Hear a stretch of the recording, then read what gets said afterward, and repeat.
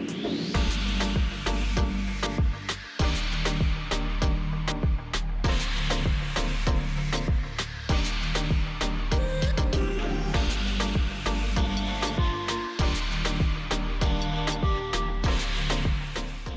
chào tất cả mọi người. Đây là chiếc iPad của mình. Đầu tiên khi mà mình mua chiếc iPad này về, mình phục vụ cho việc giải trí cũng như là chơi game, nghe nhạc, lướt TikTok, lướt YouTube. Nhưng mà sau một khoảng thời gian ấy, ngoài cái việc giải trí ra, mình thấy rằng nó còn hỗ trợ rất là tốt trong công việc của mình. Vậy thì nó hỗ trợ công việc của mình như thế nào? Cùng mình tìm hiểu trong video này nhé. Rồi, bắt đầu video thôi.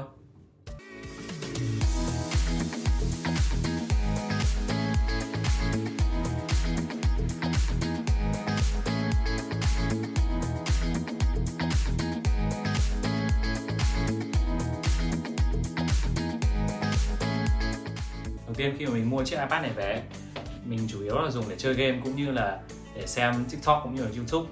Thì cái việc giải trí ở trên iPad ấy, gần như là tốt nhất hiện nay rồi. Loa hay, màn hình to, mình chơi game có nhiều không gian, mình có thể chơi một cách thoải mái, hoặc là mình xem YouTube hoặc lướt TikTok. Thì cái nội dung mà mình xem được ấy, nó hiển thị rất là nhiều, loa của nó nghe rất là hay. Khi mà mình xem mình cảm thấy tinh thần của mình rất là thoải mái và mình thích nó. Sau một ngày làm việc ấy, mình cảm thấy rất là mệt mỏi, và khi mà mình giải trí cũng như là sử dụng một cái món đồ nó có thể giúp ích cho cái việc giải trí của mình thì mình thấy rất là thích, và nó hữu ích với cái việc là giúp mình cảm thấy đỡ mệt mỏi và đỡ căng thẳng hơn. Cái thứ hai, với chiếc iPad này mình thường sử dụng nó để ghi chú cái công việc trong ngày. Mình thường dùng nó trước khi mà mình đi ngủ. Mình sẽ liệt kê ra các cái danh sách việc làm trong ngày hôm nay mình đã làm được hay chưa, liệu rằng là mình còn cái nào còn sót lại chưa làm xong, trong ngày mai mình cần phải làm cái gì, những công việc nào trong ngày hôm nay có thể làm tiếp được trong ngày mai. Và sau đấy mình sẽ bắt đầu đi ngủ. Đến sáng ngày mai khi mà mình tỉnh dậy, mình chỉ việc mở iPad ra, mình nhìn vào cái danh sách đấy và mình biết được rằng ngày hôm nay mình cần phải làm cái gì. Cái hay của cái việc dùng những thiết bị của Apple ấy, đấy là nó đồng bộ ở trên iCloud hết rồi. Khi mà mình đến công ty, mình mở MacBook của mình lên thì tất cả nội dung đã được đồng bộ lên trên MacBook của mình. Và mình nhìn vào đấy mình biết ngay rằng cái công việc hôm nay của mình nó sẽ phải làm như thế này. Mình cần phải có những công việc ưu tiên nào, mình cần phải hoàn thành cái gì trước, cái gì sau, trong ngày mình cần phải cái gì.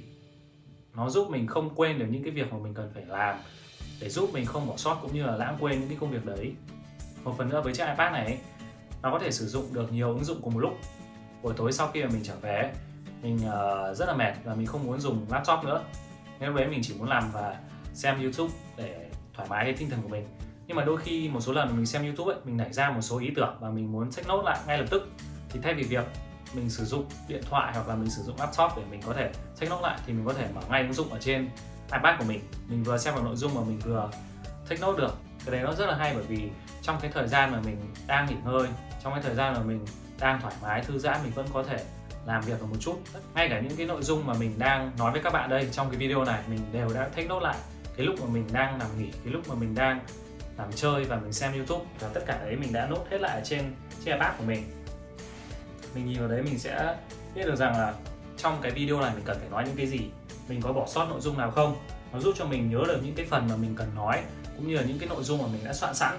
Thì tất cả những cái nội dung này là cái lúc mà mình lười và mình đang nằm nghỉ cũng như là mình đang nằm chơi, mình xem YouTube, nhưng mà mình vẫn có thể take note được nội dung cũng như là lên ý tưởng cho những cái video hoặc là những cái phần công việc của mình. Ngoài cái việc lên ý tưởng cho nội dung ấy, đôi khi mình còn dùng chiếc iPad này trong cái công việc học tập, đấy là việc nghe tiếng Anh. Nghe tiếng Anh thì nó rất là đơn giản, mình chỉ việc lắng nghe nó, mình có thể vừa nằm vừa nghe hoặc là mình có thể ngồi nghe.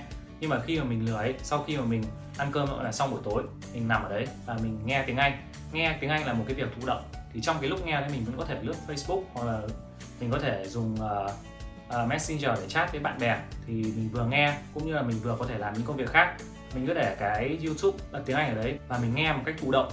Trong cái lúc đấy mình vẫn có thể làm những công việc khác để có thể giúp thoải mái tinh thần cũng như là giúp mình đỡ mệt mỏi hơn sau một ngày làm việc mệt mỏi. Nhưng tất cả những phần đấy chỉ là một cái phần nhỏ thôi. Sau khi mà mình upgrade iPadOS từ 15 lên 16, nó có một cái chức năng ấy được gọi là quản lý màn hình. Thì ngày xưa khi mà mình dùng iPadOS 15 ấy, nó chỉ có thể sử dụng được 2 ứng dụng trên màn hình cùng một lúc. Ví dụ như là mình vừa muốn xem YouTube, mình vừa muốn bật Chrome để xem các nội dung, và mình vừa muốn mở nốt lên thì nó không thể thực hiện được.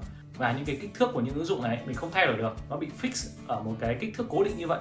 Mình chỉ có thể thay đổi được từ bên trái sang bên phải, nhưng mà cái chiều dọc của nó mình không thể thay đổi được. Đôi khi là những cái ứng dụng mình chỉ cần mở một chút thôi, ví dụ như YouTube chẳng hạn, mình bật cái nhạc nền để mình có thể học tập hoặc là mình đang làm việc, thì đôi khi những cái ứng dụng đấy nó không cần phải to quá, nhưng mà cái này nó không chỉnh được.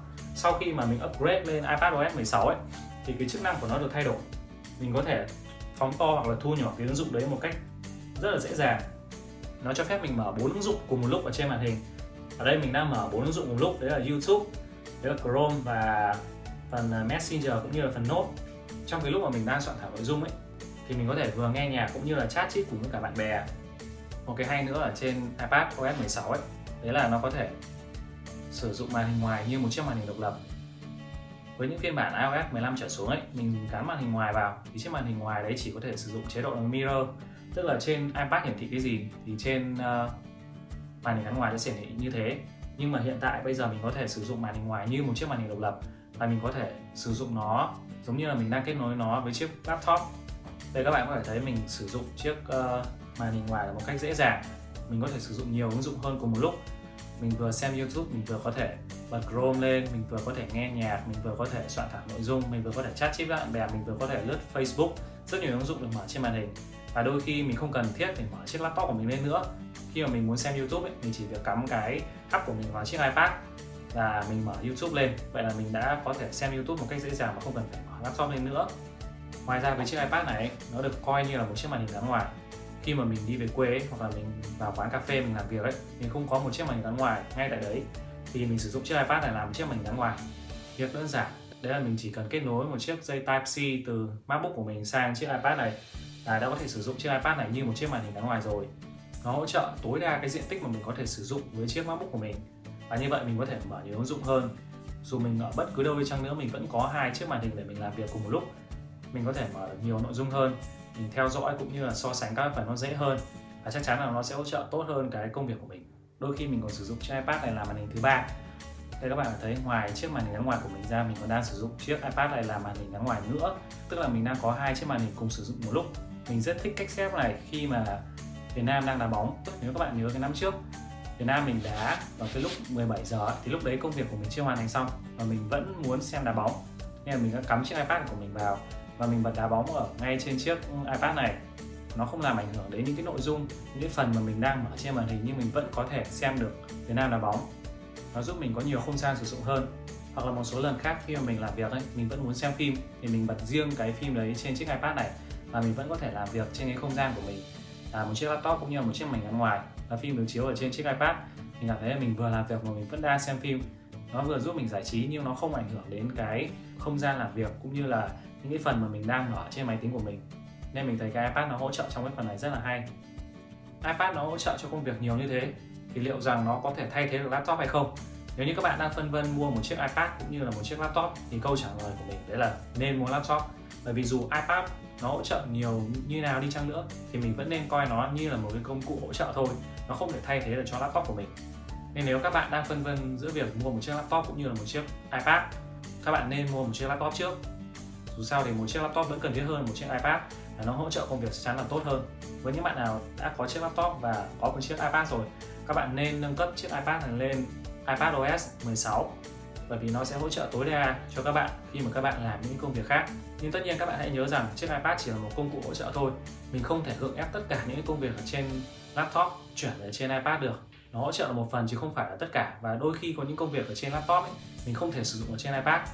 Ví dụ như mình là một developer, khi mà mình code ấy, thì là ở trên iPad này không thể hỗ trợ được, mà mình bắt buộc mình vẫn phải dùng laptop.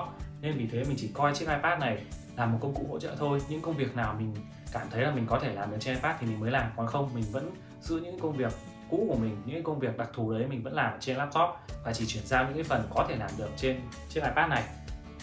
Sau một khoảng thời gian sử dụng thì chiếc iPad nó hỗ trợ rất tốt cho cái việc giải trí. Nhưng ngoài ra Apple đang nâng cấp dần dần chiếc iPad lên để nó có thể hỗ trợ được công việc nhiều hơn. Thay vì cái việc là chỉ là giải trí thì nó có thể hỗ trợ một phần của công việc.